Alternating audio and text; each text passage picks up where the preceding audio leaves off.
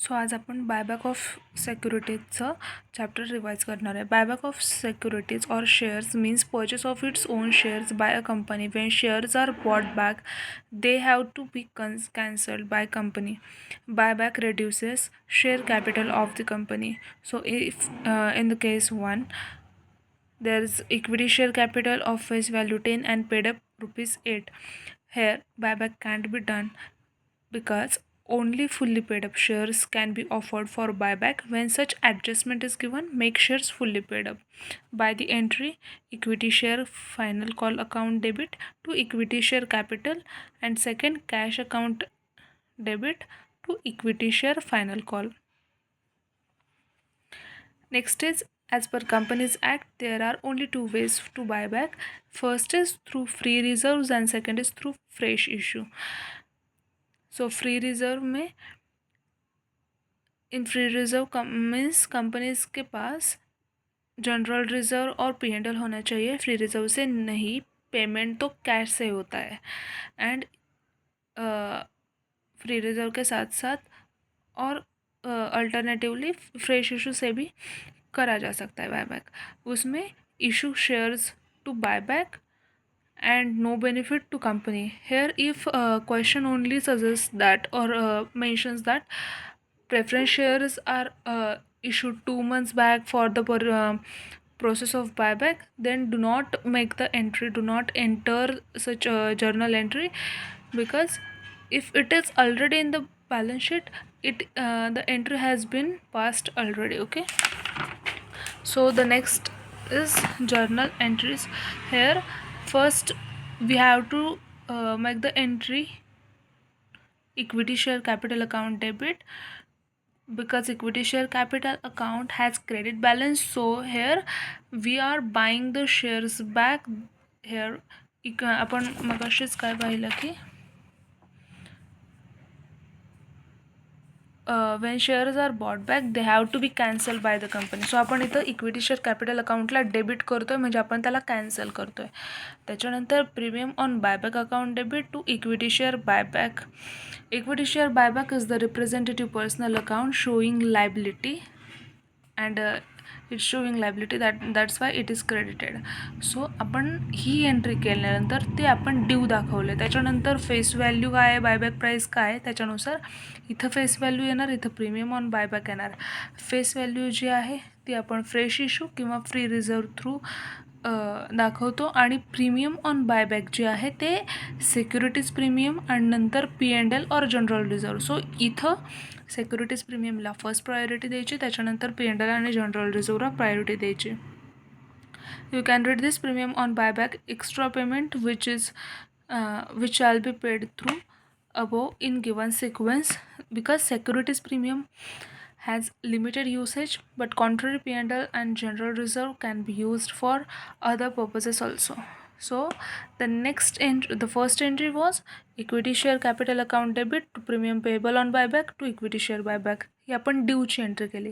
त्याच्यानंतर actually पेडची entry असणार आहे ही वाली, equity share buyback to bank. ही आपण पे केलं.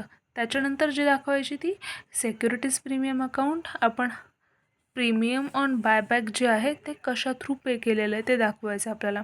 सिक्युरिटीज प्रीमियम अकाउंट और P&L और general reserve to premium on buyback. हा आपला एक्सपेन्स असं दाखवायचं आहे.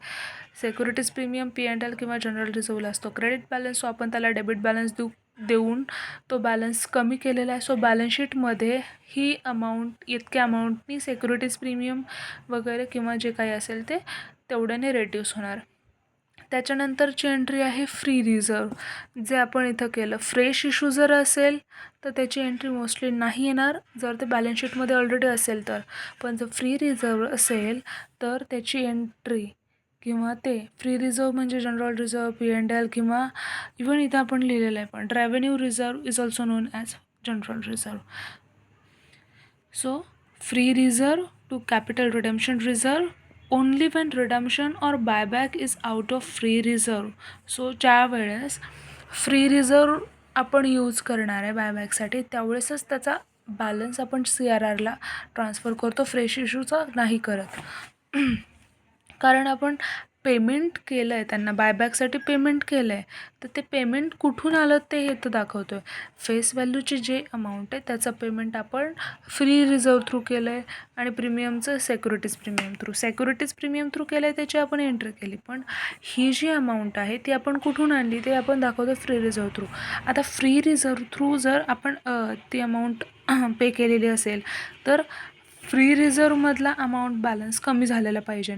मग कमी होऊन तो कुठं ट्रान्सफर करायचा, तो CRRला ट्रान्सफर करायचा. CRRला ट्रान्सफर केलं याचा अर्थ असा होतो की आपण तो एक CRRचा बॅलन्स हा म्हणजे एक आपण नाही का एका सेपरेट अकाउंटमध्ये टाकल्यासारखं आहे आणि ती म्हणजे आपण तेवढ्या अमाऊंटनी फ्री रिझर्व आता यूज नाही करू शकणार. जर फ्री रिझर्वमध्येच अमाऊंट ठेवली तर आपल्याला वाटणार की फ्री रिझर्व जास्त आहे, पण जर CRRला ट्रान्सफर केलं तर कळणार की CRR एवढी अमाऊंट आपल्याकडं आता अनयुजेबल आहे.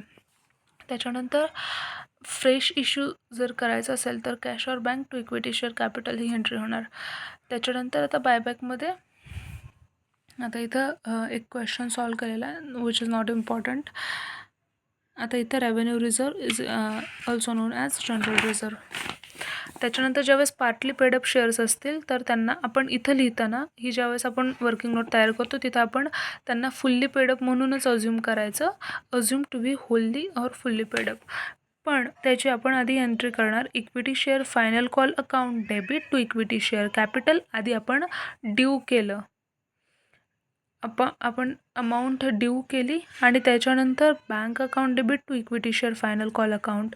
सो आपण ड्यू केली, त्याच्यानंतर ती अमाऊंट रिसीव्ह झाली, सो ती फुल्ली पेडअप झाली म्हणून इथं आपण फुल्ली पेडअप दाखवलं आणि त्याच्यानंतर मग आपलं बायबॅक होऊ शकतं.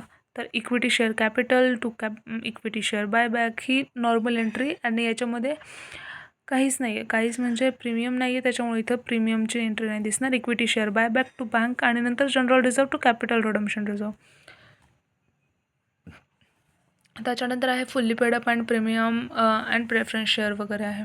सो इथं आपल्याला फेस व्हॅल्यू दिलेली आहे, बायबॅक दिलेले आहे, बायबॅक प्राईस फेस व्हॅल्यू एवढी आहे, त्याचे आपल्याला फ्रेश इश्यू थ्रू आपण एवढे रुपये देतो आहे आणि फ्री रिझर्व थ्रू एवढे देतो आहे. So that's not the case, important case. इथं आपण जर बघितलं तर आपण त्याची एंट्री नाही केली आहे इथं. म्हणजे जर तुम्हाला ॲडजस्टमेंटमध्ये दिलेलं असेल फ्रेश इश्यू केलेलं तरच तुम्ही एंट्री घ्या इथं. Bank account debit to preference share application आणि preference share application to preference share capital. आता इथं जर बघितलं तर इथं फायनल कॉल आणि इथं जर बघितलं आता फायनल कॉल ड्यू केला आणि नंतर इथं अमाऊंट रिसीव्ह दाखवली. पण इथं आधी आपण अमाऊंट रिसीव्ह दाखवली आणि नंतर शेअर कॅपिटलमध्ये ट्रान्सफर केली. का तर इथं आपण आधी त्यांना पैसे मागितलेल्याची एंट्री आहे आणि नंतर ते आपण पहिले मागितले नंतर रिसीव्ह झाले. पण इथं आपल्याला रिसीव्ह झाले आणि त्याच्या मागितलेल्याची एंट्री नाही दाखवली तर चालते, रिसीव्ह झाले आणि त्याच्यानंतर आपण ते शेअर कॅपिटलला ट्रान्सफर केले. So bank account debit to preference share application account आणि preference share application to preference share capital account. Okay, so this was the entry where fresh was made. त्याच्यानंतर जर बघितलं तर इथं वेगवेगळं दाखवलेलं असं की आपण ज्यावेळेस एखादी असेट सेल करतो for the purpose of buyback. So इथं bank account debit loss on sale ज्याला आपण P&L account debit to investment account. Bank account debit so बँकमध्ये ॲड होणार, P&Lमध्ये ते तर लेस होणार, नंतर इन्व्हेस्टमेंटमधून लेस होणार. सो आपल्याला रिड्राफ्ट करायच्या वेळेस बॅलन्स शीटला रिड्राफ्ट करायच्या वेळेस आपल्याला यूजफुल ठरणार आहे ते. Equity share capital account debit premium on buyback equity share buyback हे याच्या इक्विटी शेअर कॅपिटल हे आपण लेस करणार इक्विटी शेअर कॅपिटलमधून. प्रीमियम ऑन बायबॅकला डेबिट केलं आहे ते पुढं जाऊन इथं क्रेडिट झालेलं आहे. इक्विटी शेअर बायबॅकला क्रेडिट केलं आहे ते इथं डेबिट झालं आहे, सो ते कॅन्सल आउट झालं आहे. Equity share buyback to bank, so बँकच्या बॅलन्समधून लेस होणार. एक शेअर प्रीमियमला डेबिट केलं सो ते शेअर प्रीमियममधून लेस होणार. नंतर जनरल रिझर्वला डेबिट केलं ते जनरल रिझर्वमधून लेस होणार. नवीन अकाउंट क्रिएट झालं कॅपिटल रिडम्पशन रिझर्व, ते नवीन आपण तिथं ॲड करणार नोट्स टू अकाउंट्समध्ये. So nothing different here. So bonus आपण बघणार आहेत. Bonus shares are issued free of cost.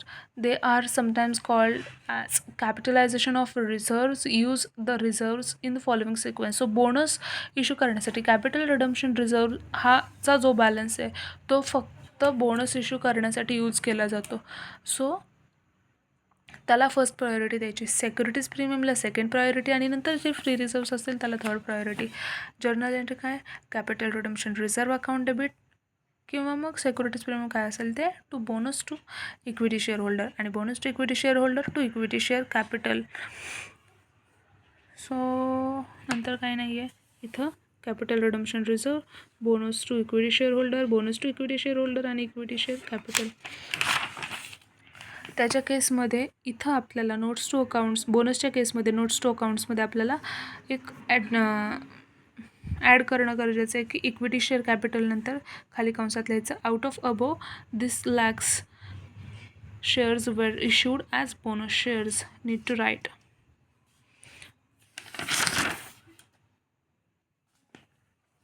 So here I have already told you this one part. त्याच्यानंतर let me check if there is some important